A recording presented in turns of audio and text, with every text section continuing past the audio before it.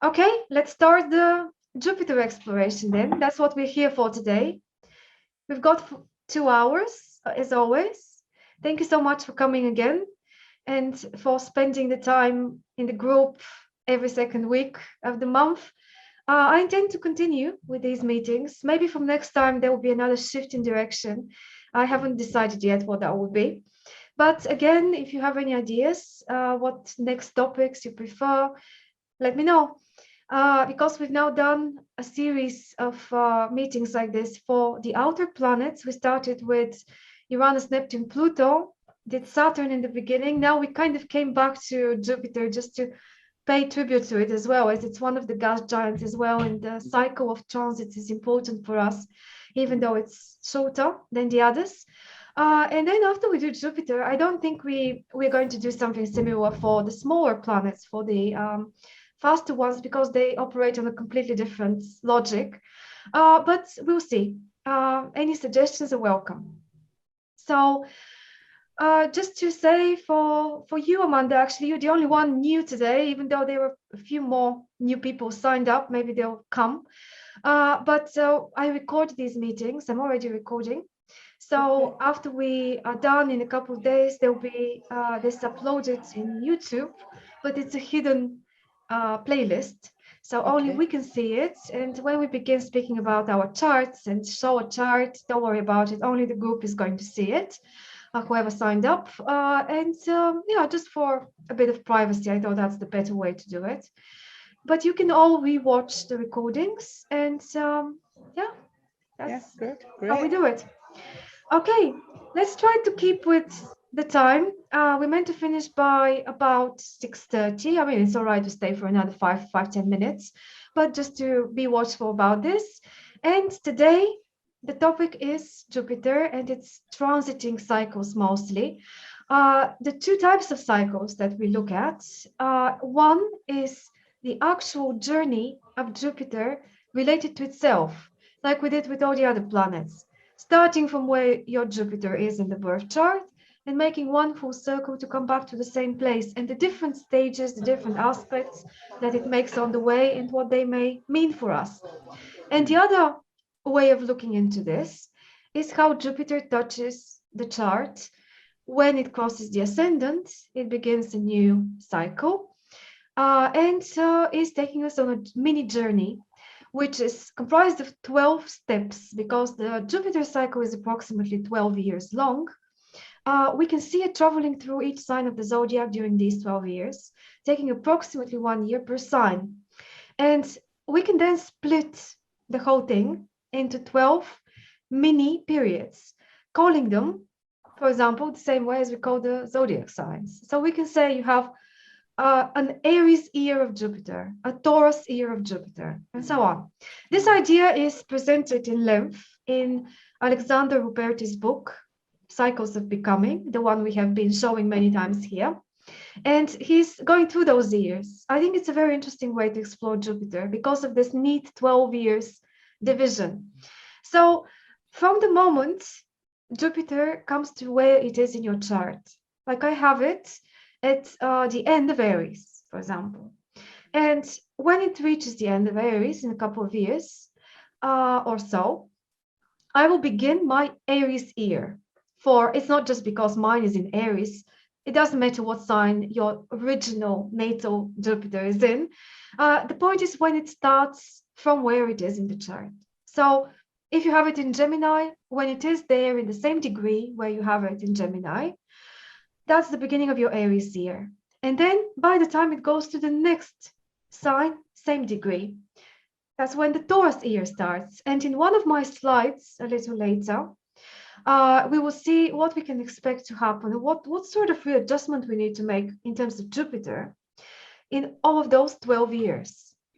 And let's begin with the keywords, actually, because even though that's not the point to explore everything that Jupiter means, just to remind ourselves about a few of the meanings, let's look at that first, and then we can see transiting cycle as well. Okay, sharing screens now. I think you are able to see this now, right? All right. So it's a bit of a question mark I had at the top of this slide today. Is more really better? This Jupiterian motto that we all know about. It is really the planet of optimism and expansion. But I hope we can see it from several different sides and not necessarily concentrate on Jupiter the benefic, as it's usually known, and see how too much may be not so good for us if we don't keep Jupiter in check. But at the same time, we need to give it a chance to lead us into territories which are new and larger, more expansive, broader for us than what we are used to without it. So I do love Jupiter. It's singleton in my chart. I'm still exploring how it works with me, but it is opposite the sun as well. So I've always had it at the back of my mind that Jupiter is one of the most important planets for me, being in the sign of the North Node as well, and so on.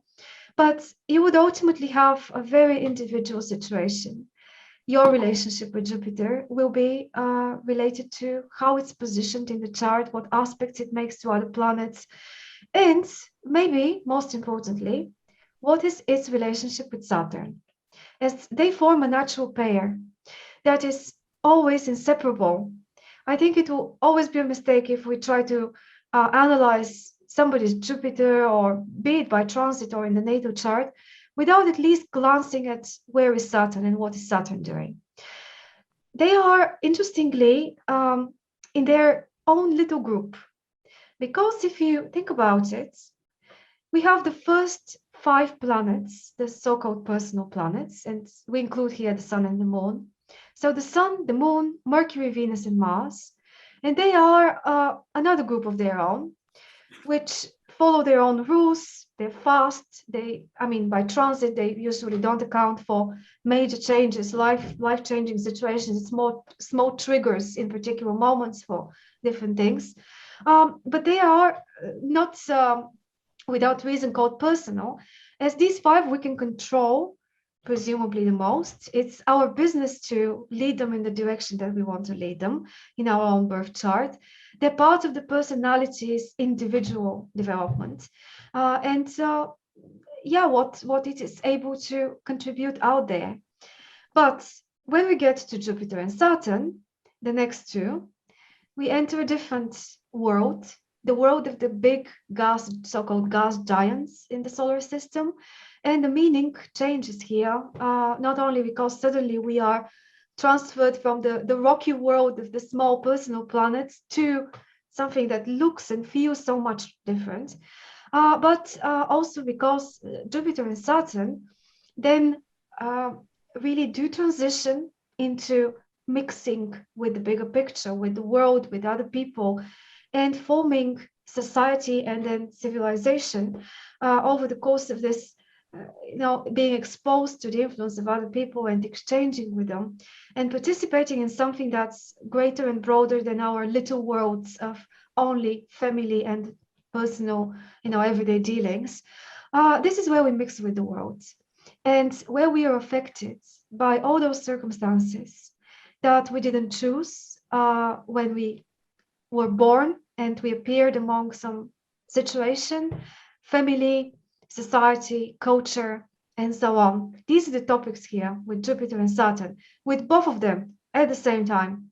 We spoke extensively about Saturn some time ago, and then we went on to compare it and contrast it with the outer planets, with what is meant to come beyond it, what we are supposed to overcome in Saturn or grow beyond, so that we can then get into other, again, expanded territories. But those expanded territories of the outer planets, Uranus, Neptune, and Pluto, are very different from the Jupiterian expansion. They're both movements beyond Saturn, but Jupiter always remains within Saturn in a way. And I think this is extremely important to mention, something that not always is very clear, that whatever expansion we do with Jupiter, it's still within the boundaries of Saturn. You know how Jupiter is actually before Saturn in the order of planets in the solar system, and it is contained, its cycle of 12 years is contained within Saturn's cycle of 30 years. It's faster, so it somehow is under the influence of whatever rules and regulations and boundaries and circumstances Saturn is already creating. And Jupiter cannot go beyond that. It can expand one of those things that already exist out there in society. One of those, say, institutions, practices, cultural trends, belief systems, ways of organizing our common living, where we have this accent on religion, higher education, and law, and topics like this. If you think about it, these are common things that we all need to comply with, sometimes in a Saturnian way, because they're there and they're necessary. If they're not there, everything is going to collapse, and it will be very difficult to live together, being different individualities. One of the greatest things about Jupiter is that it is giving us a chance to connect in a way that we have chosen to connect. With Saturn, we have very little choice. You're born with these parents in this country. That's so many limitations imposed on you. You're called that way. This is your name. Very little to choose with Saturn. It's more adapting to what's there and making sure that you make friends with it so that you don't get constantly blocked in what you want to do. But with Jupiter, maybe that's where the feeling of levity against the feeling of gravity is appearing with Jupiter, is that we can choose. We can choose out of the great expansive field that actually exists within the Saturnian boundaries. It's a very big world, and we can still opt for certain things and not others. We can choose which religion, for example, we want to pay allegiance to, if any, or none. But most of the time, we are presented a neat set of choices, and we just need to decide what we are attracted to. Very often, this can give us the illusion of freedom, unfortunately. That's what I think. That this is a different kind of freedom from the Uranian one. Uranus is more original, more outside of the box. It breaks rules, and something may follow from that, which is not necessarily negative. It could be a breakthrough. While with Jupiter, it's more celebrating the opportunity to participate in something or to practice something very dynamically, in a very engaging way, in a very maybe joyful and celebratory way. But this something is already established. Does that make sense? So that's why the first thing on my list is growth within Saturnian limits. Is yes, we have to grow, and that's the point. It's about assimilating, kind of eating something, metaphorically or really physically. That's where the problem can come from. Because if we eat too much, or if we try to assimilate substances or ideas or whatever it may be, which is not within our ability to assimilate properly, then this becomes overeating, overindulgence, taking too much risk, or getting into a situation when the food is killing us instead of feeding us.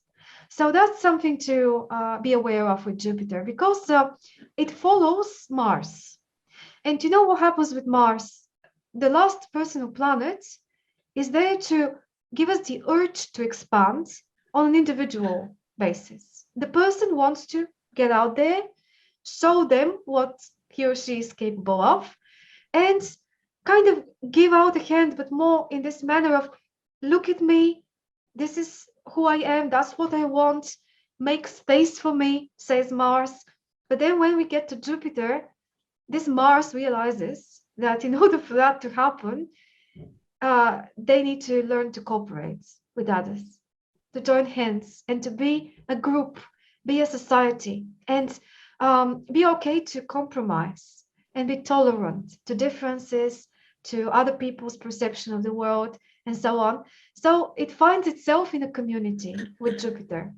And part of the very good reputation of Jupiter of being very tolerant and very interested in others, in other cultures, in foreign lands, in foreign people who look differently, think differently, and that to be all right is part of this necessity to adjust yourself to it's a bit of a trading situation because with Jupiter we want to be given a pass into the society. We want to be able to reach and to use all of those opportunities that it gives you.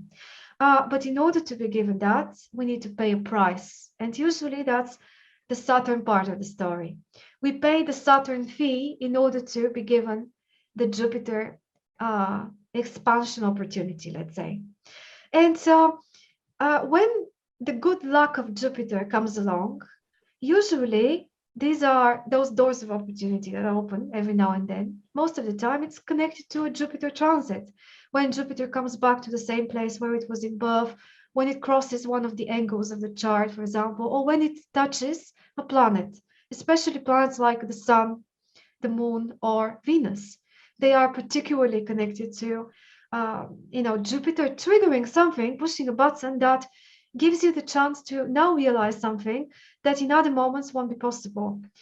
But the trick is to recognize the moment and ask for it. Because if you don't, if you're not proactive with Jupiter and if you don't ask, then the moment is simply going to pass and nothing special is going to happen. A missed opportunity, basically. It's not really, this is how it's so different from the outer planets. When the outer planets want to teach us a lesson, or they want to kind of wake us up for something through transit, it's usually unavoidable. You can't ignore it. You can't not see it, even if you don't want to willingly participate in that. With Jupiter, it is unfortunately easy to miss. So one of the most important transits probably to follow deliberately is the Jupiter transit, because then you can see when potentially fruitful moments of action have come along and where you can go and do, take a risk, make a proposal, ask for something, or just be a little bit more courageous than you would normally be with something, because chances are that this time around it's going to work out for you. Again, it all depends whether it fits the whole story of your chart and of your life, whether this is really positive for you, as we can't really push our luck too much. Jupiter can become negative and dangerous if we overextend, as I already mentioned.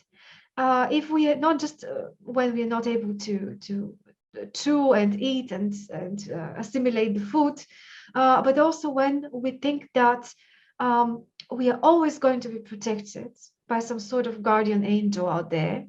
Very Jupiterian people have often this problem when the energy is extremely strong in the chart. If you have lots of Sagittarius or if Jupiter is in contact with the Sun, there are many possibilities of how this can come about. But this over optimism in any situation all the time, not just when you are looking to realize a project that's important for you, and it always helps to be rather positive about it than negative. But if you have a Jupiter, say, went out of bounds in a way, not literally out of bounds in the chart necessarily, but like out of hand, let's say, then you can be taking unnecessary risks that can get you into situations where there will be no turning back, and very difficult to resolve and to kind of, it could be deadly as well, even Jupiter. So what else we can mention? There are so many things about the idealistic side of it. Maybe it makes sense if we always remember the social connection, the Saturn social connection, how whatever idealism we're thinking about here, whatever knowledge or frames of reference which Jupiter loves, those broader ones, the ones that can put things into perspective, into not necessarily just looking at the details, but they want to make sense of these details, and how, what kind of conclusions we can make and build some sort of life philosophy. Then this is always within the limits of what's being offered to us out there. Very Jupiterian people can be great promoters of social advancement, positive changes, concrete changes of what next we can do together as a group and to lead a better life, because we have invented that thing and we have now developed it into a system of common life. But it's not a revolutionary. It's not looking to throw away the things, the materials that are already there. It's rather looking for a more efficient way of managing them, of using them, and of kind of, with the materials that are already there, building something better and higher than what's already existing. But it's quite conventional, actually, which is, again, another thing that's not always mentioned about it. I really like Stephen Arroyo's book on Jupiter. I don't know if you've seen it. He's probably the only of the most famous astrologers that's dedicated one book just on Jupiter. It's called Exploring Jupiter, and I was pleased to see that it's now available in Kindle as well, so you can have it as an ebook or you can just buy it. Very colorful examples he gives, Jupiterian people and all different aspects of Jupiter he explores there. One of the most interesting things I would recommend this for is the comparisons he makes between Sagittarius and Pisces, along with the other two mutable signs, and how they are very interestingly interconnected as well. So it's not just about the contrast between Jupiter and Saturn, but another side of it is seeing the whole mutable cross, which is Sagittarius with Gemini crossing Pisces with Virgo. And if you think of it, we have, if we go back to the past when Neptune was not discovered yet, Jupiter ruled two signs, Sagittarius and Pisces. So many similarities we can find between Pisces' mode of thinking and reflecting on the world and so on. That is very typically Jupiterian. But at the same time, it's more like to the past rather than to the future. So that's the main contrast between Pisces and Sagittarius. And they make a natural square in the zodiac, the two Jupiterian planets.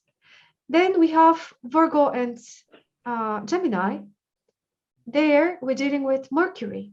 So Mercury is another pair we can make. So Mercury with Jupiter is another pair we can make, and of the mental, so-called mental planets. And so many things you can do there to see how the mind functions in two opposite directions. The microscopic way of examining things in the world, which is the Mercurial way, splitting things into details, analyzing every point, gathering small bits and pieces and analyzing them by classifying them in different boxes in a way. Really, that's the looking under microscope vision. Jupiter is the opposite. It's a telescope. It wants to see the whole system. In order to analyze the bits in the system, it has to have a feeling about the whole. So the principle of holism is really a very Jupiterian principle. This idea of seeing where all the points meet and how they're interconnected. And usually with Jupiter, as it's a fire energy, we are intuitively understanding this, not necessarily logically and mentally in that standard way, the Mercurial way, as we may not have a very logical and neat explanation of how we get to our conclusions with Jupiter. It's more abstract. So the concrete against the abstract thinking is what we're looking at there. But those four signs, they're so interrelated. They're all mental, all four of them. They're all trying to solve problems and to find better ways of doing things. With Virgo and Pisces, we have this process of saying what doesn't work, being critical and saying, no, I would select something that needs to be repaired, that needs to be resolved. While with Sagittarius and Gemini, the male signs of the four, it's more about what is possible in the future, what is out there for me to discover and to kind of get myself into, which is just sensed as an opportunity. And here the jovial and optimistic nature of Jupiter is always keen to find out what comes next and what the future holds. usually the very distant future. It's not a fan of what are we doing tomorrow. Let's try to find a way to enjoy the moment and to make every next day interesting. That's not the Jupiter territory. That's the Gemini territory. But when it's about where I want to get in 10 years, how do I make those big plans and those big dreams are being laid out in front of my eyes in the imagination usually. This is the territory of Jupiter. So I think we can see the main bits.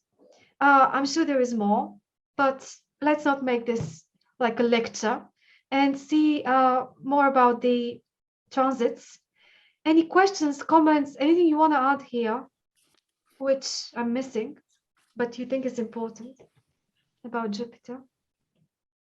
Well, Radelina, I just really wanted to say that, you know, as a result of what you've said, I've kind of had a moment of illumination. I had never thought, you explained it so well, I had never actually thought of Jupiter, as you said, you know, we pay the Saturn fee to have the Jupiter expansion. I mean, that is fantastic for me. You know, I'd never thought about that. I'm glad it actually came to me on the moment to say it this way.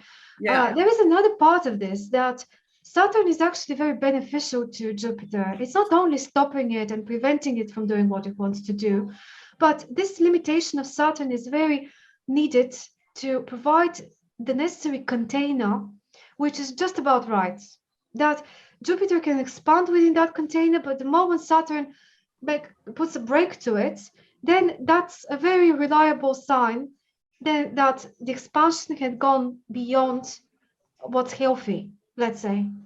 Yeah. It's not the business of Jupiter to try to overthrow Saturn and to kind of compete with it. They need to work together. It's Uranus's task to make amends to Saturn going out of the proper way of, you know, limiting things. So I think it's good to see that difference. Thank you. Yeah, really helpful. Okay, anything else? Yeah, I have something regarding the asteroids. Yeah. When you were speaking about Mars in relationship to Jupiter and the notion of kind of Mars using Jupiterian materials to further its own agenda, I thought, oh, okay, so the asteroids between Mars and Jupiter, they're like archetypal allies that can be chosen, as you've indicated, by the Martian individual, you know, wanting to expand. And I just had never kind of tuned into the asteroids in that way before. And so thank you. Yes, remember when we spoke about them some time ago and we had this big talk about every one of the asteroids. Yes, they are there in the asteroid belt between Jupiter and Mars. And I think this accent on the feminine missing link in the whole list of planets that we're usually working with in astrology, how most of them are male characters. You know, Saturn, Jupiter, Uranus, Neptune, Pluto, they're all supposed to be kind of male characters in the story. Same with Mars, same with the Sun. Mercury is ambivalent, it's in between. But only Venus is and the Moon are representatives of the so-called feminine principle. And those four asteroids, Juno, Ceres, Pallas, and what was the fourth one? Juno, Ceres, Pallas, and Vesta. Vesta, that's it. Vesta. Yeah, they are kind of, let's say we can add them to the list. Let's say we can for a moment consider them part of the picture. And what we see there is Mars plus them, we get to Jupiter. Almost like we needed them four to balance out the personal planets. And before we can enter Jupiter territory and we can get into the, you know, society which is comprised of everything, of all those energies, not just some of them. And maybe we can discover other particular ways how they are facilitating this transition between the personal planets and the social planets. And they were all connected, if you remember, with some sort of personal crisis of overcoming maybe a complex that each one of them is related to. So is Mars, by the way. This Martian expansion is a bit blinded. It's like, I want my thing. I'm going out. I have no consideration or very little consideration about the other side. I'm more concerned about furthering my agenda. And when it meets the asteroids, maybe there is this thing of, well, let's slow down. Let's see what you need to correct in yourself before you are again allowed into the Jupiterian world. So Right on. one of them, Pallas Athena, is the daughter of Jupiter in myth. And it's a very interesting situation where there is no mother, but only a father, Jupiter. And she's born out of his head. It's a very interesting story, which is to do with this topic of femininity that relates to the participation of a woman in a man's world.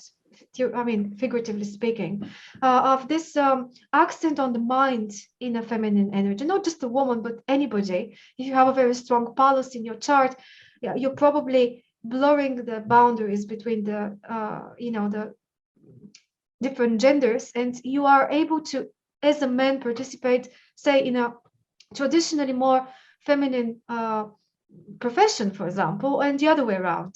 But usually it's to do with this difficulty for some people, especially women, to connect with their feminine sides, and they are, being too preoccupied with being successful in a competitive Martian world. So just to mention, maybe that's relevant somehow to our Jupiter discussion. Anything else before we move on?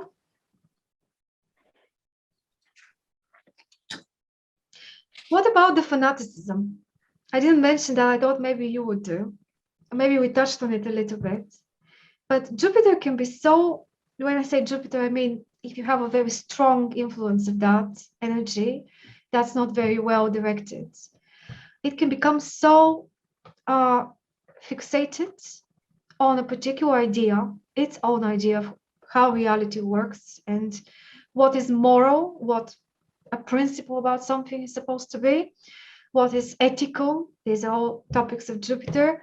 You see, these are social regulations and rules, aren't they? It almost sounds Saturnian to a point, but so fixated into something that it believes in that it's trying to convert everybody else into it, and to, even be preachy and intrusive in other people's worlds in a way that's a little bit bordering on aggression.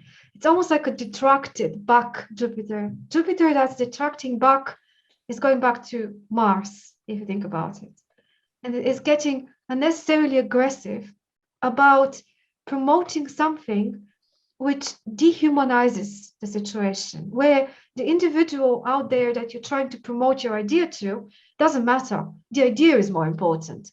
So this is where we get those things out there in the world, like historically, the Inquisition, for example, or anything to do with this, sort of being aggressive in trying to not simply promote, but impose on other people and on large groups of people a certain idea or a certain belief system, which may be very noble, which you may have started with very positive and benevolent intentions, but Jupiter can get extremely out of hand here.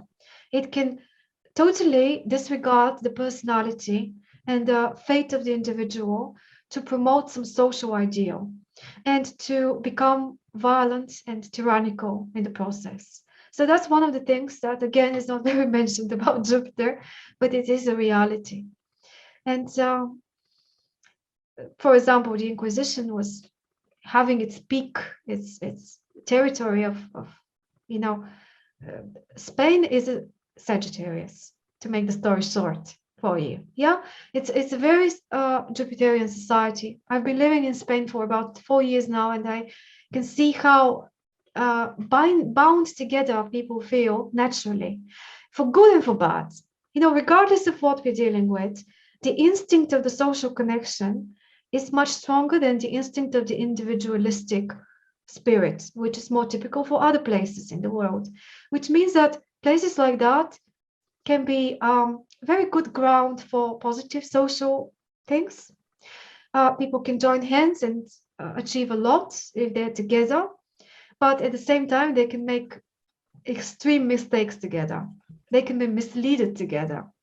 And the factor of let's do what everybody else does, and that's the right way, is very strong in those societies. And it's totally done out of, goodwill. It's not, for a wrong intention, but it doesn't mean that that it's really the thing that we should do only because the majority does it, let's say. It's just like expansion. It's an expansion through force to let's all unify, let's all do the same thing because we want to be together, but totally taking away the ability to have differences. And I really see that as the overreach of Jupiter. Yeah. Well, we need Jupiter initially to learn different things, to adapt to the social situation, to be able to participate, to not be just isolated, as we can't be isolated.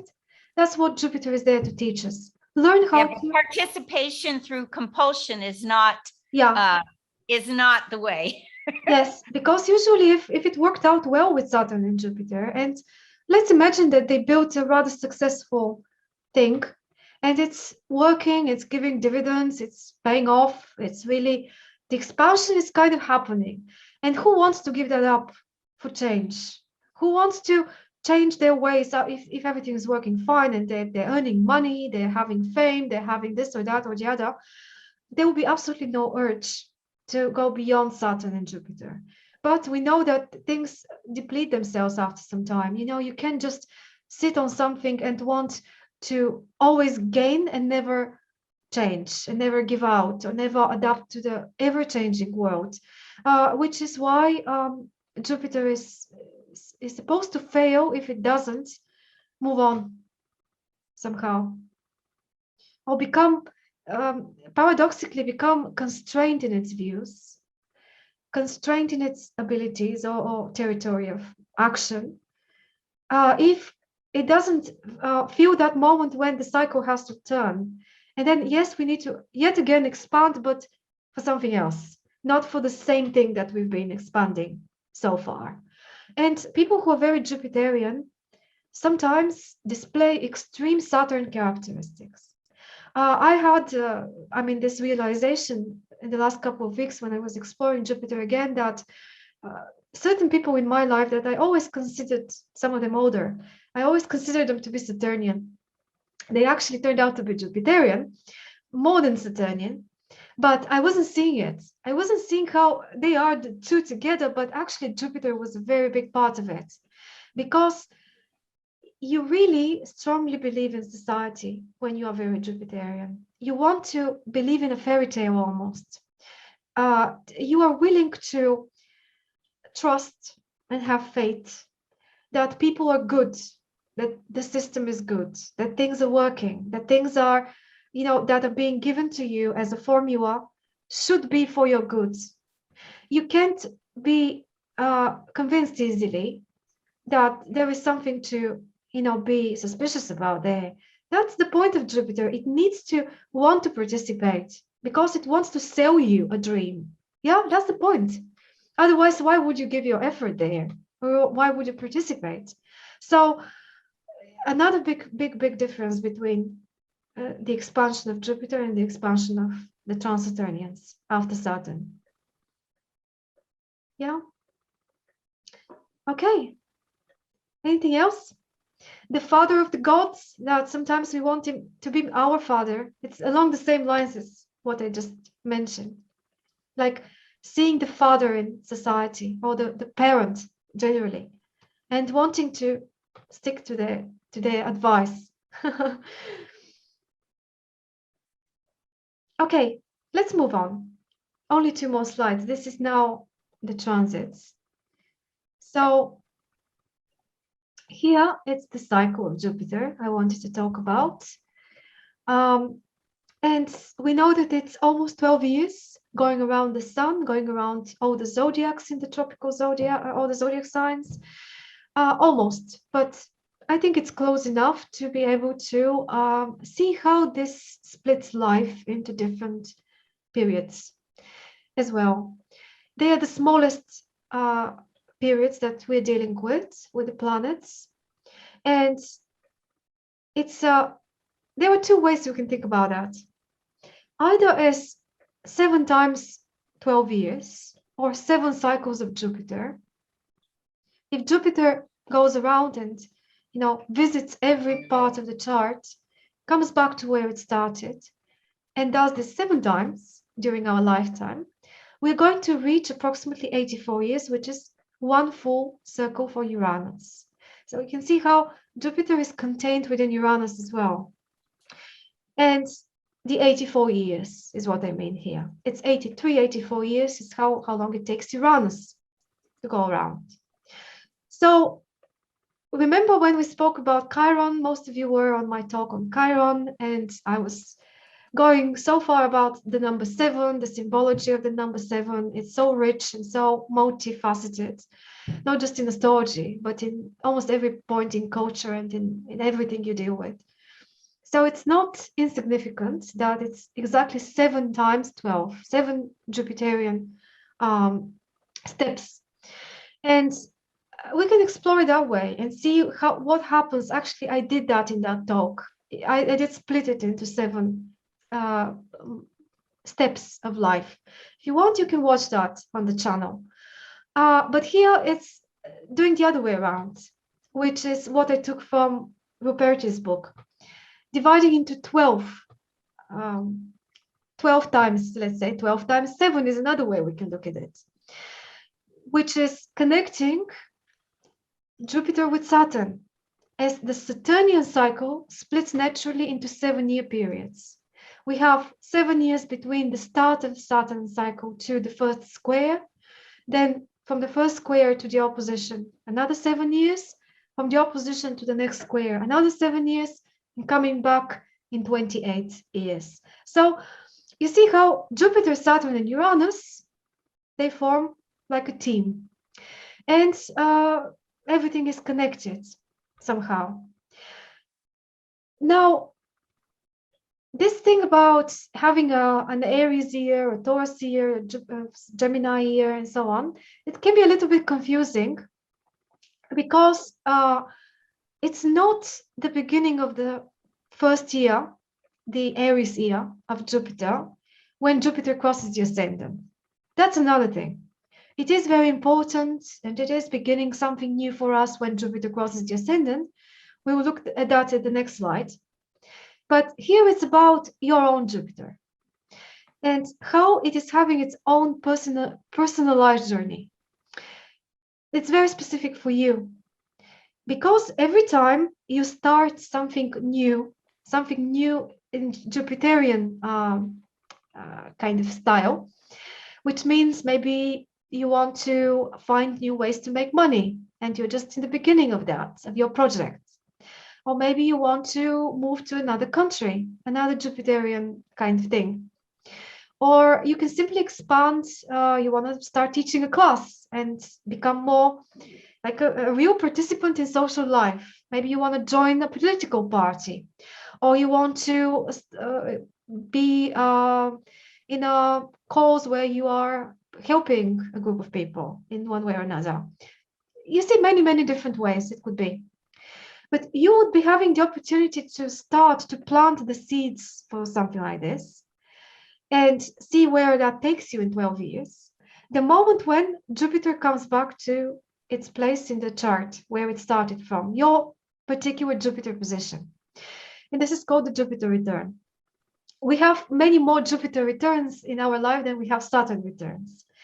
If we live about 84 years, we're going to have 7 of them. So every time, maybe at the next level, we can try our hand at something Jupiterian. When we are little children, it's probably to do with education and with learning how to participate on an everyday basis in our family and society. But as you grow older, this is more to do with expanding in some more personal way, what you want for yourself and where you want to participate, what's important for you, which causes are important for you, and so on. So let's suppose that that's the example I just made up here. Let's suppose your Jupiter is in Gemini, in what I say, 40th degree and some minutes of Gemini. When it gets there next time around, you're having your Jupiter return, and this sets the first Aries, so-called Aries year of your Jupiter journey.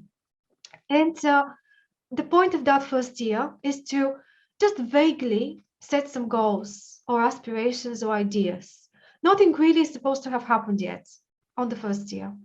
It's only planting seeds and, setting intentions really.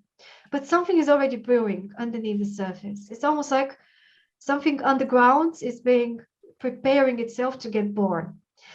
And maybe you've noticed something, maybe you've heard about something that touched you, and you are now interested, but you haven't yet dedicated yourself to it. You're starting to explore, and then when the second year comes, that would be the year when Jupiter reaches the same degree of its own place, but in the next sign. So if it was in the middle of Gemini, by the time it goes to the middle of Cancer, you're having your second Jupiter year. And it's got to do with Taurus a little bit, because you're supposed to see concrete things, materials, tools, physical stuff, which could help you build that dream, that you can start using those resources so you can get into that direction. And you're already beginning to see whether you've got what you need, whether it's there, whether it's available. Do you have the money? Do you have the friends? Do you have the connections? Do you have the skills? Whatever you need in a Taurus style, you see there in the second year whether it is likely to happen. But nothing is certain yet. It's only the material base we're dealing with here. The next step, the Gemini year, will be when you would need to do some fishing around and maybe networking, maybe connecting with somebody else there that could be of help for your project, and getting social and getting to know the atmosphere and the circumstances, the situation, this orientation principle in Gemini of how well do I read the situation? Am I able to survive here? And am I able to promote my new idea? And in the Cancer year, we are examining what happened so far, whether it's working, and how we need to make maybe a U-turn about something. This is, if you think of it, this is the square. Jupiter is squaring itself. And we have spoken before how the first squares of any planet to itself are moments of crisis in action. Something in our actions needs to be shifted, because maybe some of the things are working, but some of the other things are not working. So it's a crisis point, the Cancer point. And if we pass that test, we're feeling like, yeah, now we're sitting on a more solid ground, and this thing is starting to take shape, and I can go forward. So I have split them like this into, up to the ascendant, from the ascendant to the IC kind of thing almost, because if you think of it this way, then the second part and the third part is gradually realizing your dream, basically, and seeing whether it's possible and what you need, what it takes in order to realize it. And if we have the zodiac as a journey, as a step-by-step growing process, as a reference point, as what we're doing here, we can see that every step of the way, every year of Jupiter, we need to be on the wavelength of the mode of operation of one of the signs and do what this wants from us, so that when we get to the end, we would be successful in the endeavor of Jupiter. So next comes Leo. Here we are proactive out there.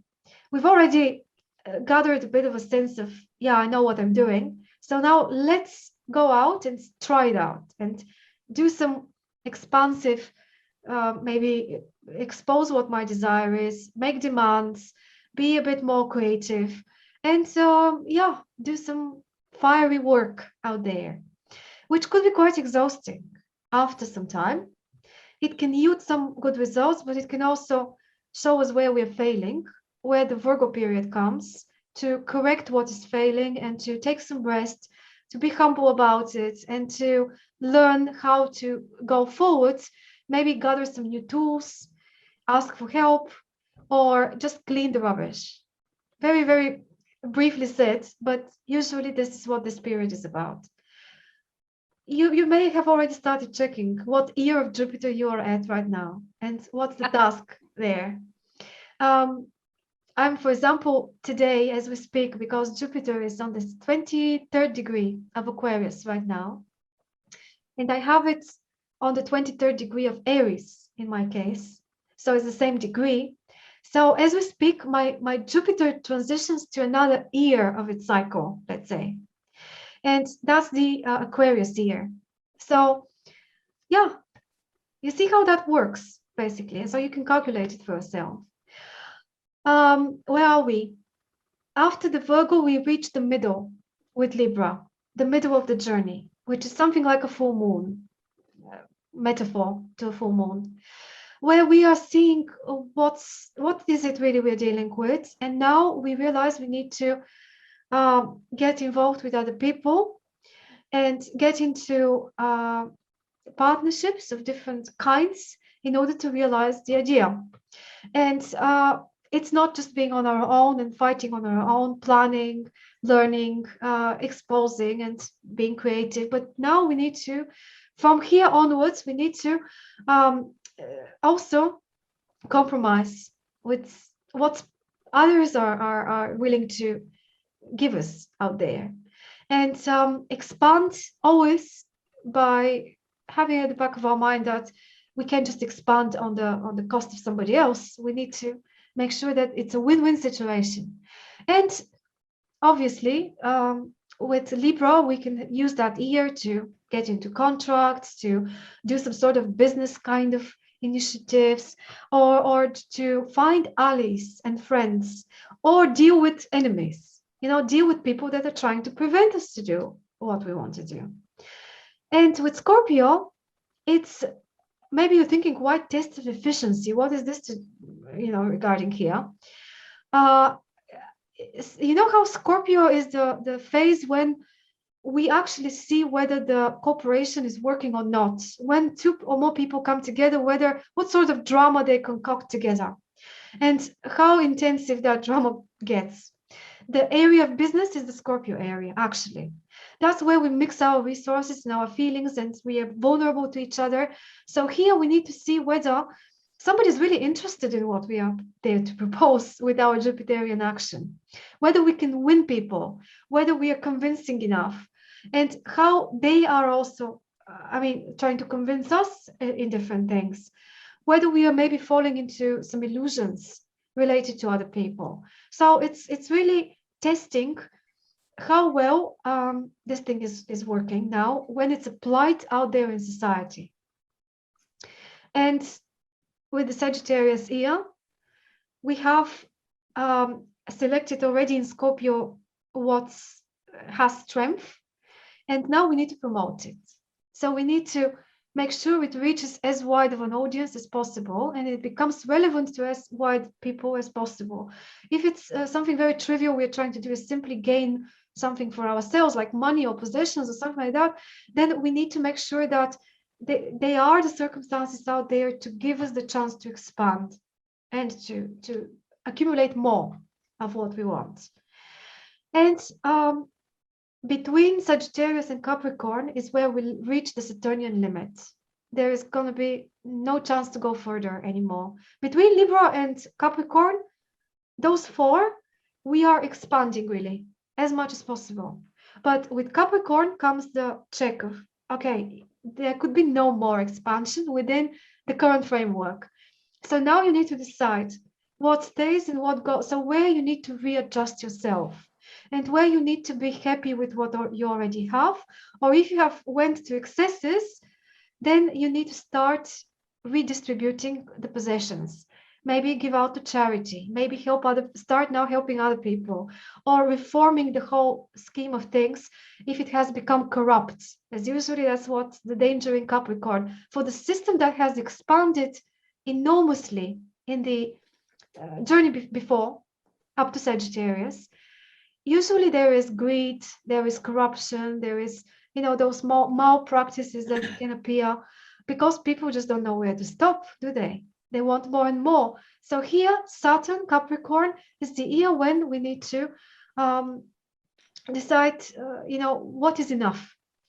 And 2 more phases. The Aquarius phase is supposed to be really where things are very impersonal there. And you need to see whether whatever you've been doing had relevance only for yourself and for your own situation, or whether there is an opportunity to have impact, greater impact beyond your world, and to contribute to some social change through what you were doing so far. So, for example, if you wanted to go into some academic direction, for example, all this time, now you are going to be judged by society in the Aquarius year, whether you are worth it, whether you really have something to offer that could have value beyond just your promotion. Yeah. And finally, and basically there could be a crisis there as well, because you may not be relevant anymore and you need to change. And that's the Pisces period where we deal with our success and failure. If it's been a total success, we need to let go of it. We need to say, okay, fine, I'm grateful, but now I'm going to give it out and strip everything that's not necessary, leave all the fallacies behind, all the non-working things behind, and don't click to my possessions or to my success. If it wasn't a success, but if it was a failure, then we need to make peace with it and say, okay, never mind. I mean, I tried at least. And this shouldn't be the end of the world. This shouldn't be death with Pisces. But yet another cycle can begin. And when my Jupiter returns back and starts a new cycle, I can start something new and try to do better this time. Yeah, so this is really a very quick summed up thing of the cycle of the zodiac anyway, even if we're not talking about Jupiter. But here with Jupiter is so convenient to use it, isn't it? Because it's 12 years. And then every next 12-year Aries year beginning, we have a chance to go to a higher level of now maybe set more meaningful goals, maybe build on what we've already done and expand even further from another perspective, because we are older every time Jupiter returns to the same place. And this is generic. That means same for everyone. When you are 12, when you're 24, when you're 36, when you're 48, and when you are, what is it? 60. So when we get to 60, Saturn return, Jupiter return together. Yeah? So another reason why 60 is such an important year for everyone, even more important than the 30th. So finally, oops, this one, we do this every time. This is Jupiter crossing the angles of the chart and the quadrants of the chart. And this is going to be about every 3 years. So we see how it travels. 3 years, 1 year per sign, so 3 years per quarter, roughly. And this is different from what we already spoke about. That's to do with Jupiter crossing your ascendant, and then crossing your IC, crossing your DC, crossing your MC. And for example, in my case, my Jupiter is in the 12th house. I have a very big 12th house, but in the beginning of the 12th house, more or less. And when it returns, I have a Jupiter return. Shortly after that, less than 2 years after that, I'm going to have Jupiter cross my ascendant. So these are 2 completely different beginnings happening in my particular case, very close to one another. If you have Jupiter in the 2nd house in your chart, you're going to have your Jupiter return when it comes back there. But then you're not going to have Jupiter cross your ascendant until 10 years later, approximately. So you see how this is a totally different situation. I would suggest we study these two things separately, like two separate tools of using astrology with Jupiter. So this one here is Jupiter crossing the ascendant and traveling through the first three houses of the chart is when we have the chance to rediscover how we personally can participate in something new out there, can grab some opportunity out there, and reinvent ourselves on this Jupiterian level. This is usually to do with our relationship with family and society, kind of revising that. It's not as personal as the other one. This one is more to do with adjustment to the outside world. And here, Jupiter crossing your ascendant is like you're being urged to revise your beliefs and those things that you are taught, those things that people around you believe in, how you participate in what's going on in the world right now, because it's a social planet, and like Saturn and the ones beyond Saturn, it's one of those forces out there that is determining what's going on out there in the world, what sort of times we live in. So here with the ascendant crossing, we are asked to see whether we like it, the way we participate in that story. And if we want to make any changes, or the opposite, whether we want to even more reinforce what we're already into. And then when we get to the IC, and then from the IC to the DC, the second quadrant is when it's like a school. So here it's about learning particular Jupiterian skills.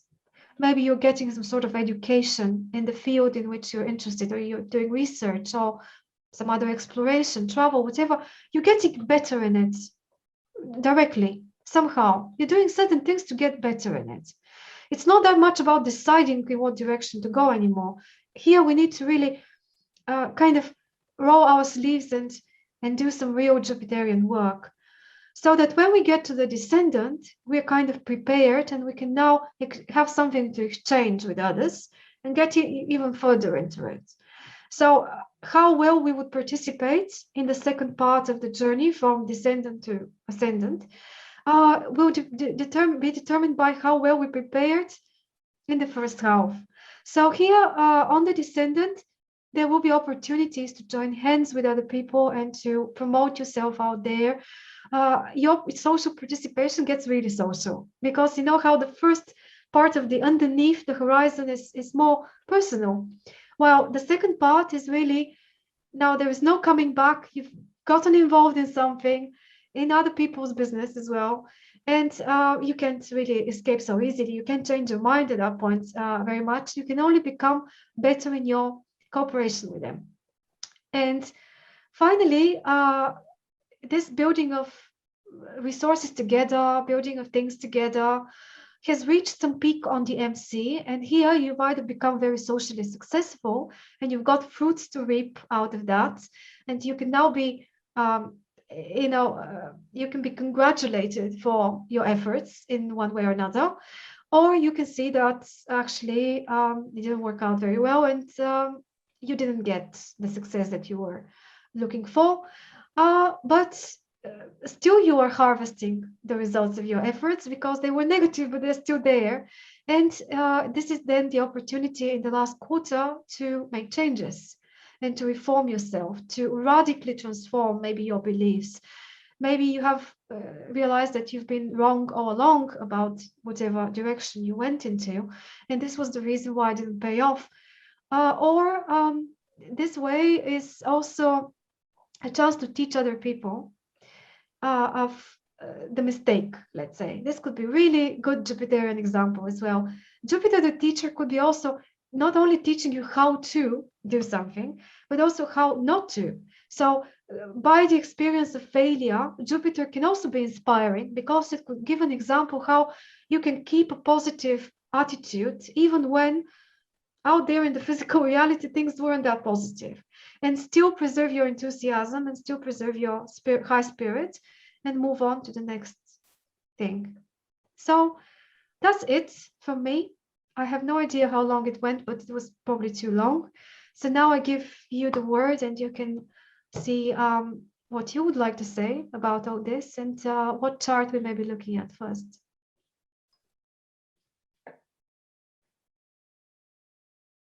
What's interesting for me is seeing the that it's a person looking at the Capricornian year, because I have Jupiter at in my chart at 20 in Taurus. So it's the Capricorn year, but I'm crossing the ascendant as soon, well, in 1 degree.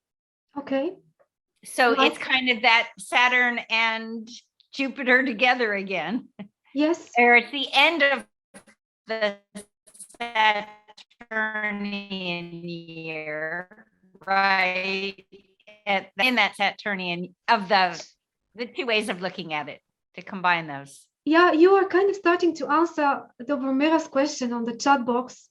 She's asking that she's curious how people have experienced memorable events or periods in their life when Jupiter was crossing the angles. So now you have that situation, Lauren, where it's not only the Capricornian year, but also the crossing of the ascendant, which reminds me that maybe it will be interesting to make a note for yourself.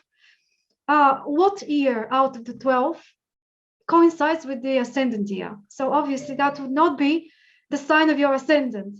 Yeah, that would be the number of consecutive years Jupiter has traveled since. But I think it's wouldn't it be the end of the Capricornian time, or is it at the beginning of the Capricornian it's all time? depending on your personal chart and the degree. So when I counted it, having 20 degrees Taurus, yes, is my Jupiter in my chart. Then I counted that it would be, I think it is the beginning of the Capricornian. Well, I don't know. You see, I'll have to double check. Okay, to make it more clear, this is a matter of degrees, this question. Because regardless, well, depends what degree your Jupiter is at, not just what 20 sign degrees. it is at. So because in your case, Lauren, you have this almost coincidence that both Jupiter is at the end of a sign in the chart, and the ascendant is at the end of a sign. Yeah, they're square each other. Yeah, okay, well, that's adding further meaning to it. But that's how, when you have Jupiter cross your ascendant, that is going to almost coincide with the new Jupiter year beginning as well. But for other people, that's not going to be the case. Yeah, the crossing of the ascendant will simply find them during one of the Jupiter years. And the question is which one? Yeah, as that can give an added layer of meaning, how to interpret all this. Because let's think about it. So I have Jupiter in, I'll use myself because I will get confused with your examples if I use them. Jupiter end of Aries I have. And I have ascendant at the end of Taurus. So it's quite convenient, my example, quite easy. So Jupiter starts its first year, the Aries year, from end of Aries to end of Taurus. So when Jupiter crosses my ascendant at the end of Taurus, it will also begin its Taurus year. So what am I having there? I'm having 2 different stages. Stage number 2 for something, the Taurus year, and stage number 1 for the other thing, which is the beginning of the ascendant journey. So if I kind of imagine something about this in my head, I may figure out some concrete ways of using resources which come from the past, from the previous one, to begin something new, to kind of have 2 consecutive beginnings or a more extended beginning. One started 1 year before Jupiter crossed the ascendant. The other one starts when it actually crosses the ascendant. So maybe with the first one, I'm still in the 12th house and it's all in my head. It's still hidden. It's still nothing happening. But when I reach the ascendant, now I can see how this can be materialized and how something can really be used there for my already forming goal. Yeah. And my new beginning on the ascendant will be very introverted, very personal, because Taurus is a very personal sign. It's not that social. In your case, Lauren, it's supposed to be something else, because not only you are in one of the Jupiter years, which is more social, maybe Capricorn year, but also your ascendant is in Aquarius. So it's to do with some other Jupiterian task. If I use your chart, so to speak, it would be I'll be going through a readjustment period. Yeah. And also experiencing opportunities on a personal level and planting seeds while I am also readjusting. Mm-hmm. Yes, that's right. That's right. So you see how when we examine the chart, things become a bit more interesting. With Jupiter is so much more concrete and so much more physical in a way, but also faster. So we need to keep up with it if we want to use it. Otherwise, it just switches very quickly to something else. And so, yeah, it doesn't give us a lot of time to get used to it. Well, it does give us 12 years. Well, yeah, but during those 12 years, we saw that the focus shifts every year. Even maybe you can experiment with dividing the year into 12 mini periods of Jupiter. Yeah, how it travels through the different, because in 1 year, it's going to travel through one sign, and we don't always have exactly one sign in one house of our chart, but very often we do. So very often, say, Jupiter is now in Aquarius, and I have Aquarius contained within my 11th house, in my case. So while Jupiter is traveling for 1 year in Aquarius, it's touching that house, but then it goes to another, and then to another. And if you're into the Sabian symbols, it gets even more fragmented, because the Sabian symbols show you during 1 year, every month pretty much, no, less than a month, every, what is it, Dwayne? Maybe halfway through the month, Jupiter goes to another degree of the zodiac and another degree of the zodiac. And everyone holds a symbol. Today's the 23rd degree of Aquarius, but in a few days, it's not going to be there anymore. Yeah, so it's very, very much more of a not very short-term activator like Mars, not very long-term one like Saturn, but something in the middle. And what I was curious about too is, since my ascendant is opposite Pluto, and they're both square than the natural Jupiter in Taurus. I have, when the transiting Jupiter crosses the ascendant, it's going to trigger also Pluto and Jupiter. Yeah. So a lot going on in this case for Jupiter. Jupiter becomes activator of many things in the chart, not just the ascendant. So maybe you have one of those charts where the angles have no planets around them, and they're still very important, but the planets are somewhere else. And especially if a lot of those planets are in one place, somewhere else, not around the angles. And then when Jupiter goes there, maybe the changes, the difference of feeling and everything will be more pronounced than when the crosses are passed. Yeah, so it's all very individual with the transits. And we can be so global and mundane with Jupiter, as we can be to a certain extent, but we can't say everything out there that's happening could be explained through Jupiter only. It's an added dimension of it. But charts are so complicated in certain ways. They just are such a multiple, just like we are. We as individuals are so many things. Yes. The last year, 2020, with the major changes and everything, was also characteristic with Jupiter being together with all the other planets in Capricorn, being like a mini activator in the group. And then we can see that the nodes were in Sagittarius and Gemini, and they still are. They're about to move. But those nodes in Sagittarius and the South node in Sagittarius, alluding to Jupiter, is like we live in times when Jupiter is important to see where it goes out of hand, because South Node. We're looking for problems, we're looking for excesses. Sagittarius is the South Node. So the Jupiterian topics in society at the moment, I would say, are rather problematic, rather than the other way around. So watch out for negative Jupiter is kind of the idea here. Yes, Dwayne? I have a time-sensitive presentation. Yes, I know. How long is your presentation? I was going to allow for it before we finish. Approximately 15 to 20 minutes. Oh, We okay. should start then right We away. should then start with it. Yes, I think you got the idea about how it works in the chart. So we don't really need to go into charts that much. But very good example by Lauren. I think that makes a lot of sense. And let's just give you one more chance if anyone wants to give an example for Jupiter in a chart, crossing an angle or something like that. And then we will start with the presentation. My presentation actually grows out of my Jupiter. So. Perfect. Jason So is asking too. If I don't know if you can see him, but Jason. Yes, I can see him, of course. Okay. Yes, Jason.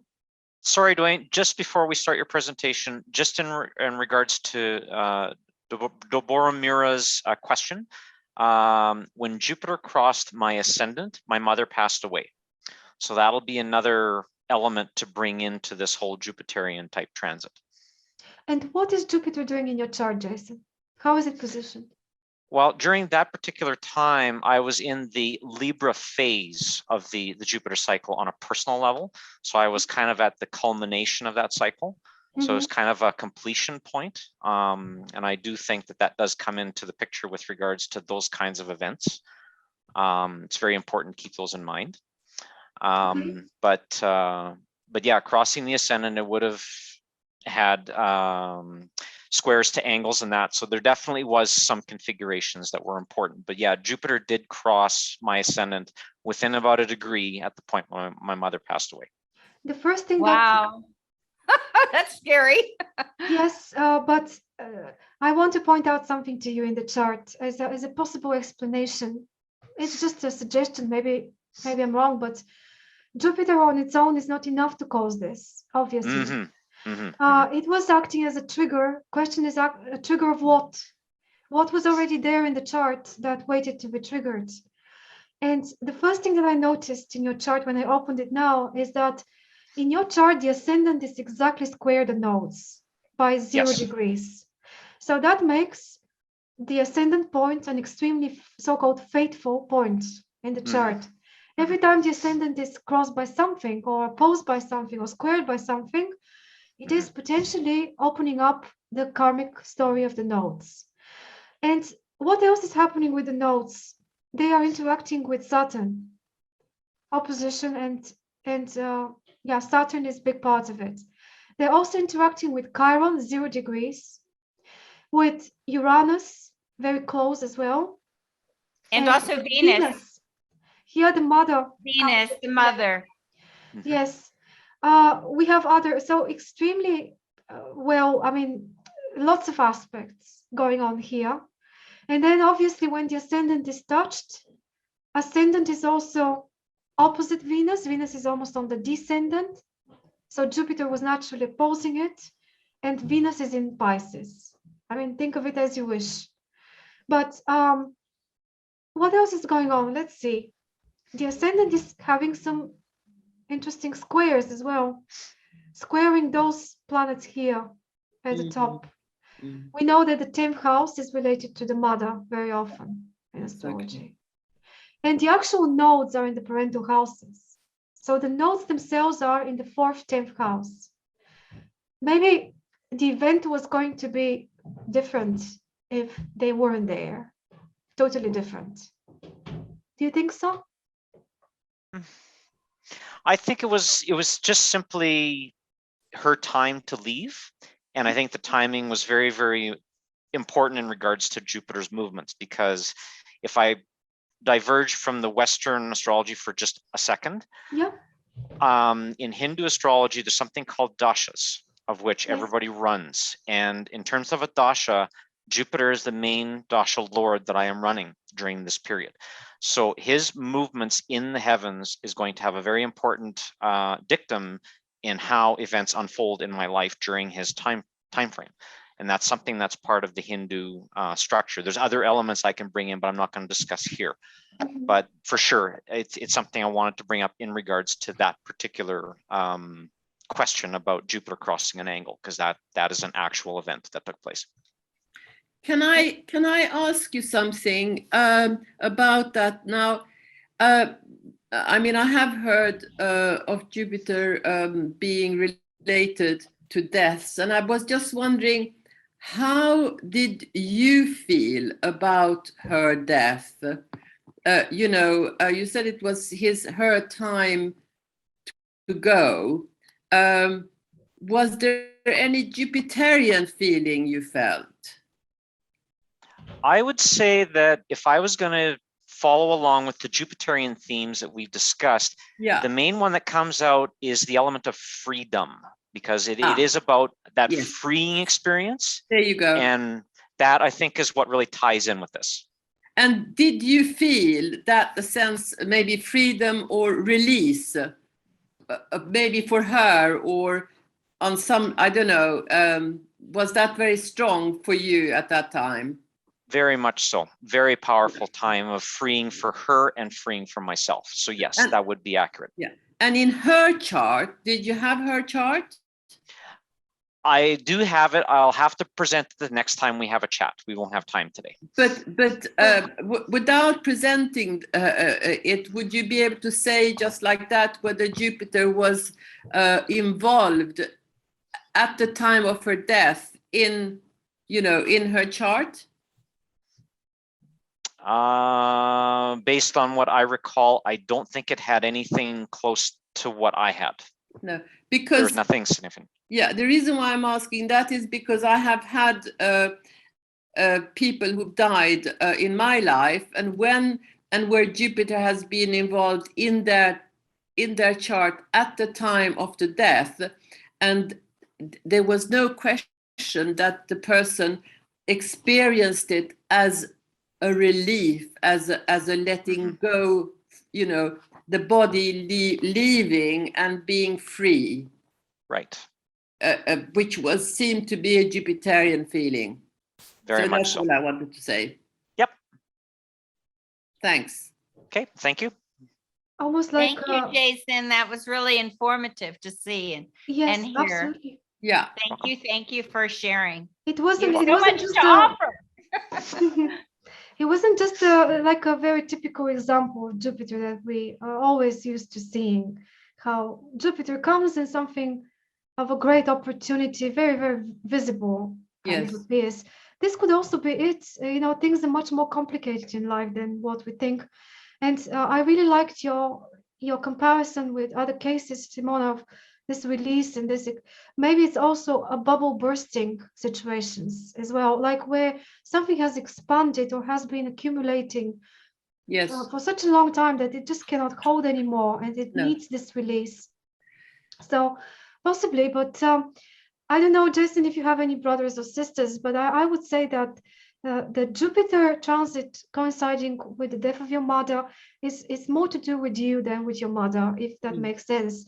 It's like you were living through the event also partially from the Jupiter perspective. Well, maybe if you have other brothers and sisters, they had it from a different, and the actual cause of her death and her journey, her individual kind of logic behind why things were meant to happen at that moment is reflected in her chart more than anything else. And could be some other completely different factor that is telling us the story behind it. Is it? Yeah, I agree. I agree. It is more of a personalized journey in terms of Jupiter's representation with regards to myself as opposed to her. But yeah, I just wanted to put that out there before we wrap it up and get Dwayne to carry on with his presentation. Yeah, I will give the word now to Dwayne, but just finally, one very, very final word is just like when we look at transits, let's always look at all the transits, because we understood that Jupiter crossed your ascendant at that time. We don't know what else was going on. I mean, maybe we can see that there was like a double effect, for example, and this effect of Jupiter on the nodes and everything else was definitely there. But there was also something more ominous, let's say, maybe Pluto acting, maybe Neptune acting, maybe something else. And then when Jupiter got there, you know what Jupiter does always? It makes bigger what is already there. So it simply makes an explosion, but what explodes should be there in the first place. If there is nothing to explode, there won't be. So something like that. I think it's ultimately like the trigger, but something else is there as well. So anyway, yeah, Amanda,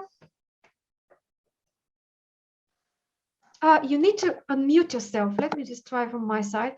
I did mute you because I did do it for everyone, just to make it more clear. Just press the mic button.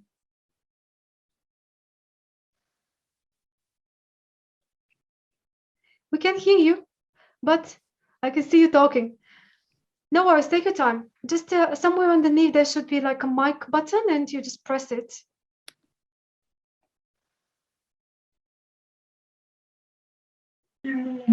I also send you like a thing too. You can hear me? That's it. Okay. But yes, Jupiter's going to go, he's going over my MC. okay. And round about that time, interestingly, I'll finish my postgraduate degree. I'm doing a master's in art. So that'll be quite interesting. Very. You know. Very exciting for your work. Yeah, yeah. Jupiter's in the 9th house in Pisces. And I don't know if this has anything to do with it, but my daughter's expecting a baby. Oh. And Jupiter and Neptune is the closest aspect within the chart. Yes. And I don't drink. Jupiter and Neptune. I believe in God, but I don't drink. So it's quite the opposite. Anyway, I'm just wondering maybe if that's all, ties in with this. I don't see why not. The 10th house is the mother, so-called mother house. You're obviously making like one full circle. Now you're going to be a grandmother. And your Jupiter is very Jupiterian because it's like in the 9th house, in the sign which it used to rule. So it's very strong, it seems, just from what you're saying. Yeah. But it's definitely sounding optimistic, more on the optimistic side of Jupiter. Oh, definitely. I'm optimistic. And also we can look at the MC as completion of your time as not being a grandmother and beginning of the time when you are. Yes. Something like that. Yes. Yes. Yeah, it's Well, yeah, when is the baby expected? It's the first grandchild as well. Yes. In May. In May. So yeah, so I'm okay. very pleased. Oh, I hope you stick with us and tell us how it goes. Yes, I will. Okay. Where is Dwayne? Dwayne, where are you? I'm here. Wayne, it's time to talk. No? Your turn now. Okay, do I have permission to share screen? You have. I would just suggest a very, very quick break. No more than 2-3 minutes, in which time you can prepare, share, and I'll be back in very, very briefly. Okay? Yeah. So once again, maybe I'll be asking you to speak the words, Radlina, if you don't mind. Okay, no problem. Great. So my own natal chart, Campanus houses, my Jupiter sitting right there on the descendant and close quarters with Venus. It's actually the focal point of a T-square, bringing in Moon, Neptune.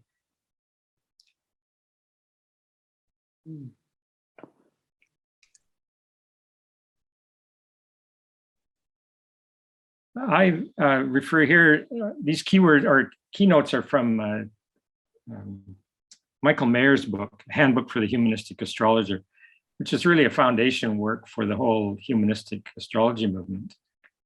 And so what he has to say for attributes of Jupiter: a principle of preservation, increase, and compensation. Process of individual assimilation of the social consciousness. And Radlina's presentation definitely went into very similar territory here. The urge to be a self-sustaining entity consciously participating within the social realm. And this one in particular speaks to me: the establishment of a larger frame of reference and the power to grow through cooperation with experience.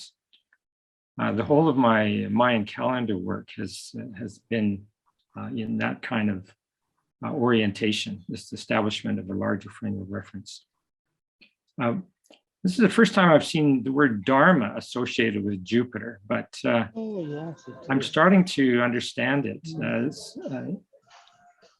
The North Node is often related to this notion of Dharma, and I see that as a focal point.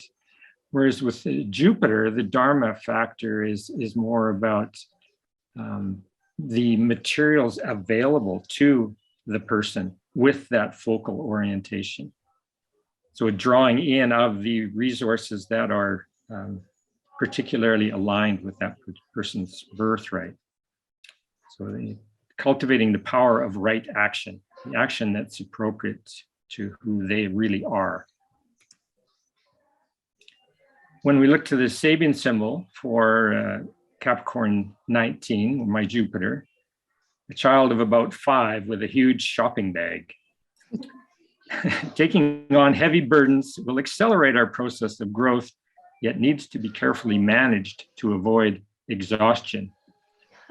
Taking on and managing difficult challenges. Well, I must say, I believe that's been a recurring theme in my life. And in fact, as a 5-year-old, I lived in a house that was very close to a really tiny little grocery store. And my father especially used to send me over to that little grocery store at age 4 and age 5 to get him a T-bone steak, which was a fairly weighty responsibility for a little 4-year-old and 5-year-old. So it came on early, and it's been with me all my life. Sorry to interrupt you, Dwayne, but did you guys notice how Jupiterian the symbol sounded? The actual symbol, even though it's Capricorn something. So where a big bag of groceries landed in my lap was in 1973. And that's when these two gentlemen showed up in my life. And I was into Rudyard through the lunation cycle, into Arguelles through his book Mandala. And then there came this large document called Deschooling, Deconditioning. It was put out by the same people that published the Whole Earth Catalog. And this was a really big deal in the 70s. It was like the emerging idea of the internet, consolidating all these resources into a huge format journal, or not journal, but consolidation of resources. So he had lists of books from all over the world, all kind of in this new whole earth kind of mentality. Well, in this particular version of that, this deschooling, deconditioning, we had an article by Arguelles and by Rudyard. And I since then learned that these two were buddies back then, and they hung out a lot together.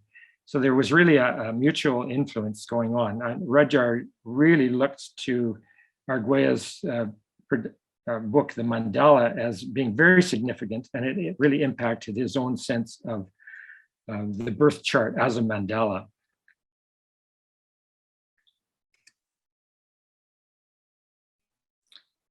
With that particular deschooling, deconditioning, and with the Arguelles article came my first introduction to the myth of the feathered serpent.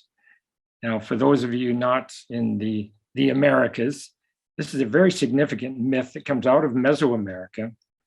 And I must say, it really impacted me on a very deep level. There was some kind of inner recognition that, oh my God, yes, this feels right. And the poetic invocation of the myth that was included in Rudyard's or Arguelles' article, which was titled "Some Notes from the Organic Revolutionary's Handbook." This all really resonated with me at the time.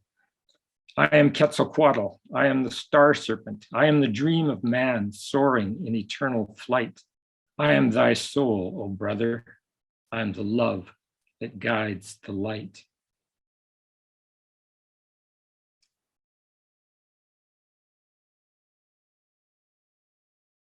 The Arguelles article included in Deschooling Deconditioning was titled "Some Notes from the Organic Revolutionary's Handbook."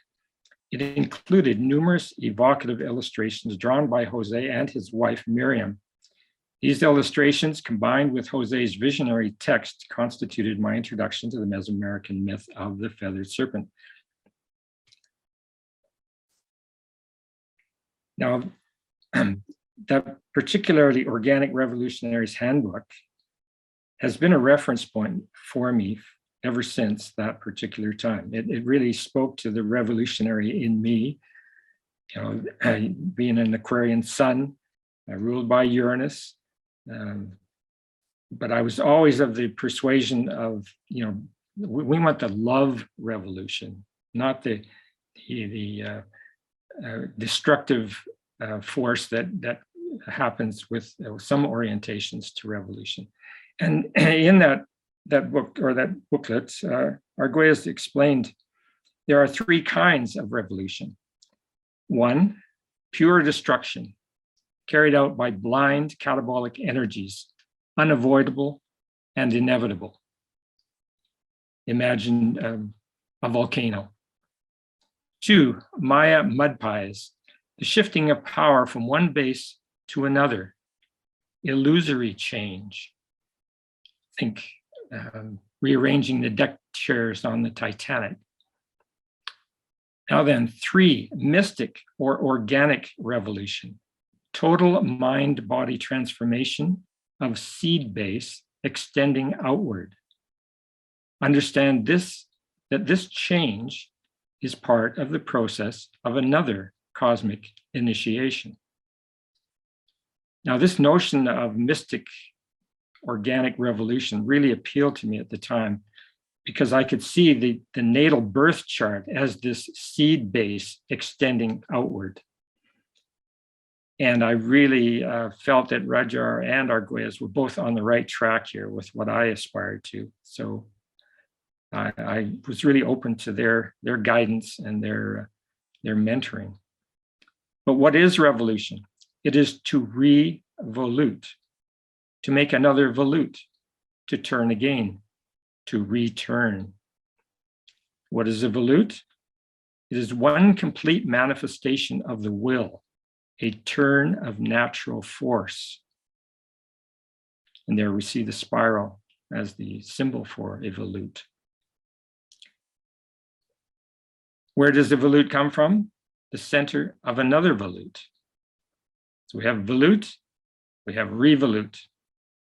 Thus, revolution is the process of going from one exhausted manifestation of the will to a new manifestation of the will. Now, that's exactly what we experience in going from one lunation cycle to the next.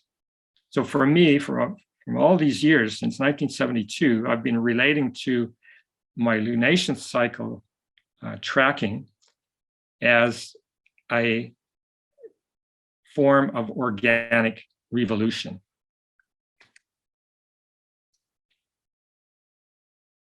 The most thorough revolutionary is by nature an alchemist. So in any alchemical image you'll find, you'll probably see the sun and the moon represented.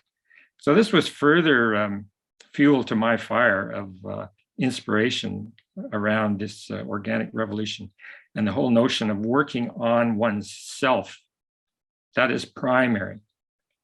If we get the self right, there's a good chance that we're going to have the larger picture emerge in a good way, in a balanced way, a way of attunement to natural harmony.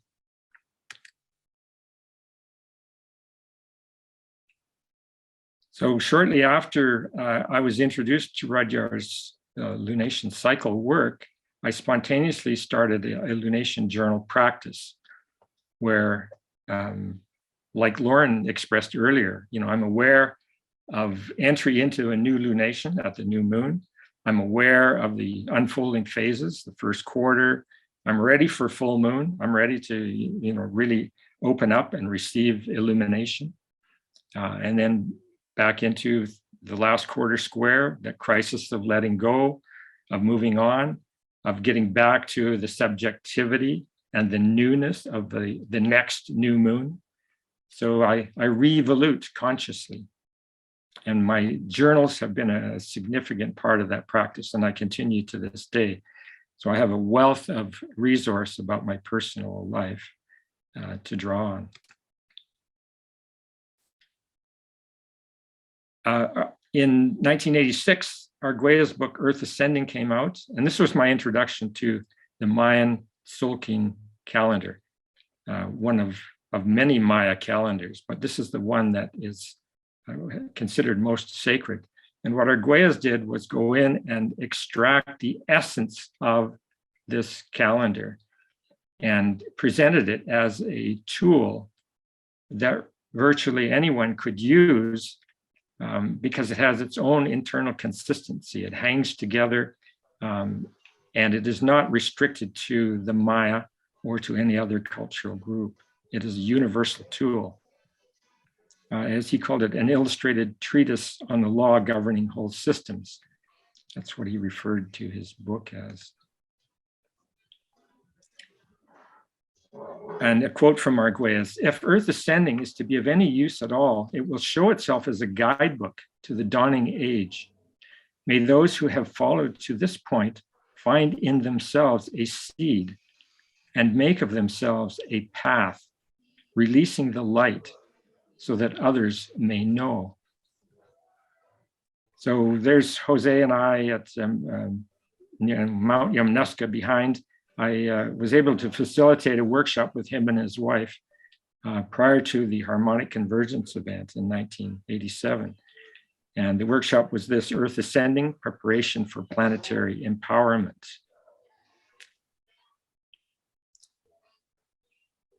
So I've been embarked on this journey of myth making. And as Marilyn Ferguson, who was the author of the 80s blockbuster Aquarian Conspiracy, she commented, the quote that I have is one of her comments on Argueda's work. She has us take note that our culture has little understanding of the purpose of myth or the role of the myth maker. Myths are not for believing or disbelieving.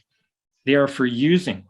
If a myth or metaphor works in revamping our deepest values, it is truer than the evening news or the textbook fact. Myth, poetry, art, and music are truths of a different dimension, sustenance and regeneration for the tired spirit. The human brain learns best by story, by game, by a framework of meaning. This is a framework of meaning, the Maya Tzolk'in calendar.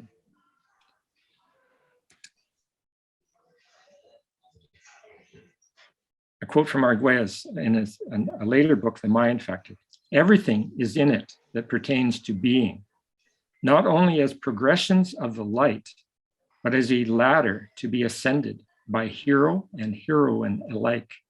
The 20 signs in their ever-revolving order define a path of life in which the physical being prepares and is a stage for the higher mental spirals of being." So to enter into the Tzolk'in is to enter into this ascension ladder, basically.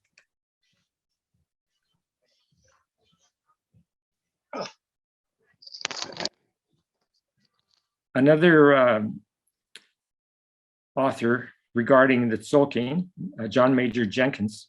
Whoops. Sorry.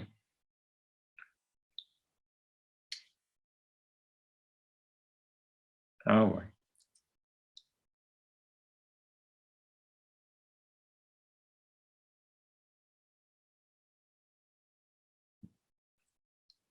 So this was another, there's very few authors out there who have written about the Tzolk'in, but John Major Jenkins is one of them.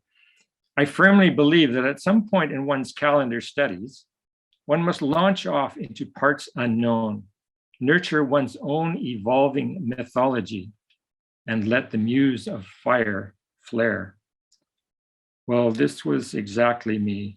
In my calendar studies, I launched off into parts unknown, and there was discovery. In the upper left-hand corner, we have my entry into the Tzolk'in in 1986. This was sudden and unexpected, but what I saw was that each grid of the Tzolk'in, or each sector of the Tzolk'in grid, constituted a lunation cycle. So there are 260 lunation cycles here. The duration of passage through that 260 unit grid is 21 years, which is 1/4 of the orbit of Uranus. So I have a direct connection here with Uranus, which I don't know that the Maya ever understood that. Uranus being beyond the view of the naked eye. Now, it just so happens that in relationship to that grid that I entered in 1986, I entered one Imish, which is the Great Mother. So this is the quality associated with the very first step on the Tzolk'in ladder. And a quote from Charles Ponce: myth not only teaches and regulates, it heals and transforms. To enter into the mythical dimension is to enter into the time of primordial unity, a time when all things were and are in order.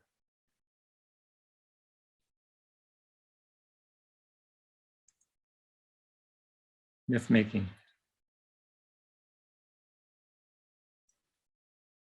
This brings us to today. It just happens that the lunation cycle we are just now entering has, as a reference within the Tzolk'in, the first hieroglyph and of a series of 13 that constitute a new lunar year. So as of today, we are entering, we're experiencing the potential for a Tzolk'in initiation. So if you feel so inclined, from this point on, you could be conscious of passage through, in particular, the next 13 moons as a Tzolk'in initiation. Would mean tracking each new moon entry point into the next sector of the grid. And the grid itself, the hieroglyph itself is Akbal. So we are currently at 1 Akbal. And the keynote mystery is the soil of my becoming.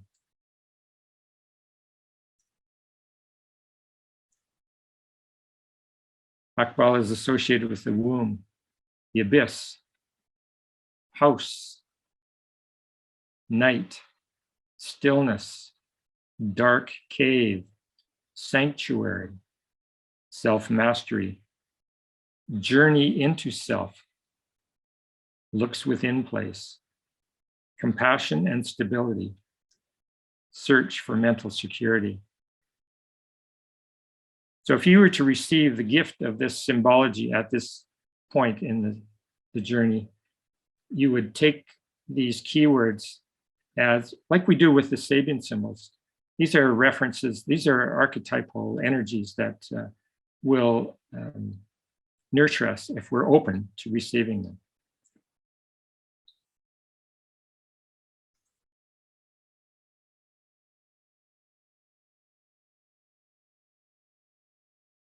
"13 moons, this is a 13 moon cycle. This is your basic template for what I call a temple of birth,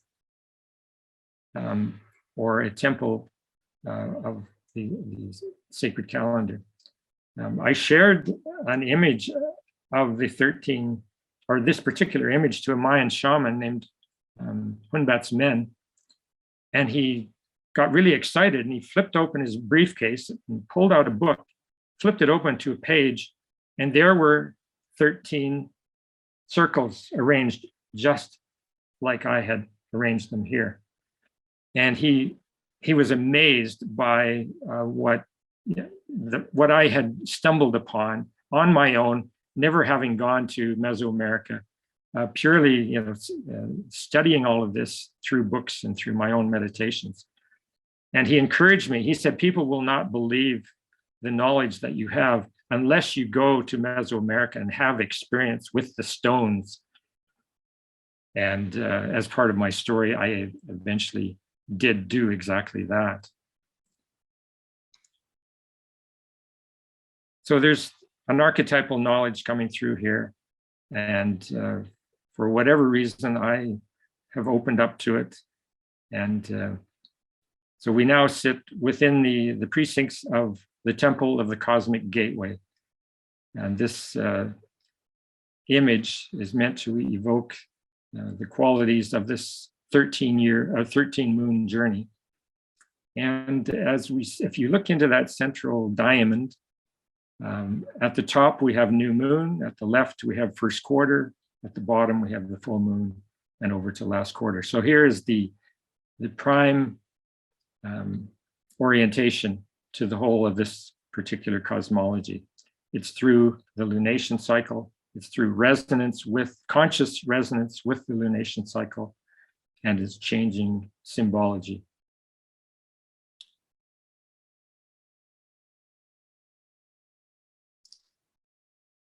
And as part of my fleshing out the myth, an invocation of sovereignty. There's 20 such invocations.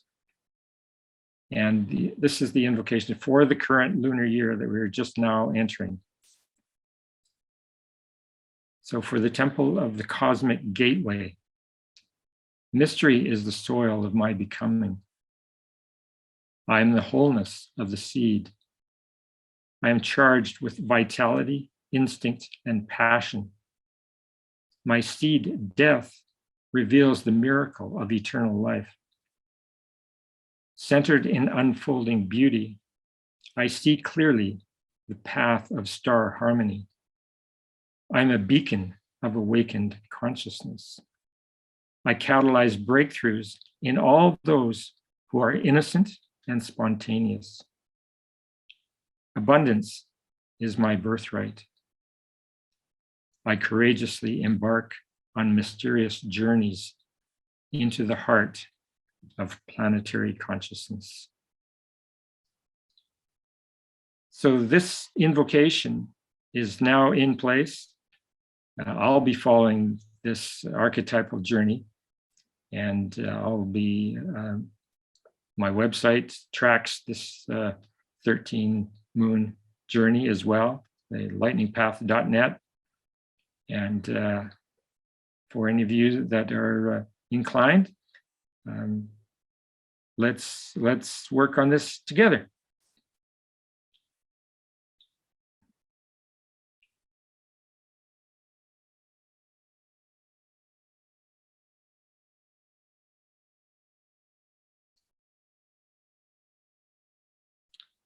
And just to,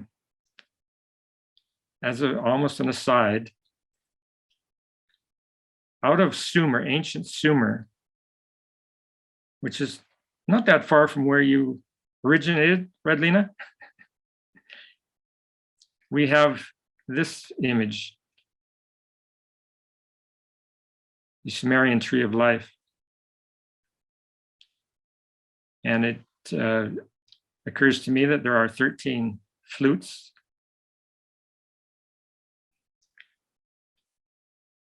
And the same verticality that we have on what I call the lightning path.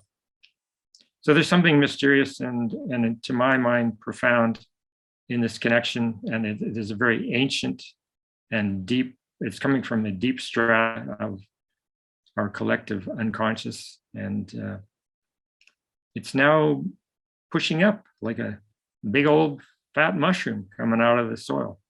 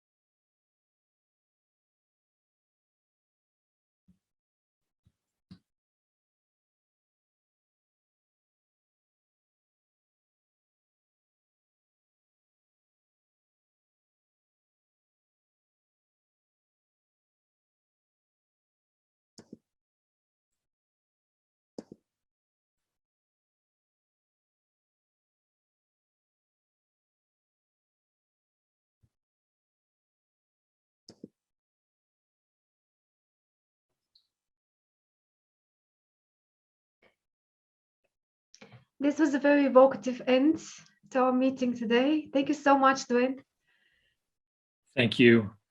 And I Thanks for find the time these days, one of these days, to extract your presentations from the last few times and just put them back to their folder where they can be seen by everybody, not just by us. And just to let you know, when on my page on the channel, there is a separate playlist where Dwayne and I gather all the presentations he makes all the time. And I hope you enjoyed today. I don't know what we're doing next week, and I'm going to decide this time and let you know. But keep an eye on the page, and I'll post about it over the weekend. And I'm going to just say goodbye. I have someone coming to my home. Thank you, everyone. Dwayne, I couldn't quite get how this particular talk related to Jupiter, except the expansion aspect and but I didn't get the linear. I definitely get it as mystery and exploring new and expansion, but I didn't understand how that evoked out of the Jupiter. I could see a lot of Jupiter, even though it may not have been directly intended. Right, I too, but I was just curious. I'm sorry, but I must go. Thank you, everyone. Me too. I would say goodbye as well, because I need to go too, but thank you so much for staying later, and I will see you, hopefully, everybody, in 2 weeks. Marvelous. Thank you, Thanks, Radlene. Dwayne. Great. Thanks, Dwayne. Great presentation. You're welcome. Thank you. Thanks, everyone. All right. Take Thank care, you. everybody. We'll see you next time. Thank you, Dwayne. I Okay. really found it really interesting, and I'm going to have to go through this again, because there were a lot of things that you said which I need to kind of take notes more, and I'll probably come back and maybe ask you a few questions. Of course, you always. Yeah. Absolutely. Fantastic. Thank you so much. You too. Thank you. Have a good evening, everyone. Bye-bye. Thank you. Thank you, Radilina.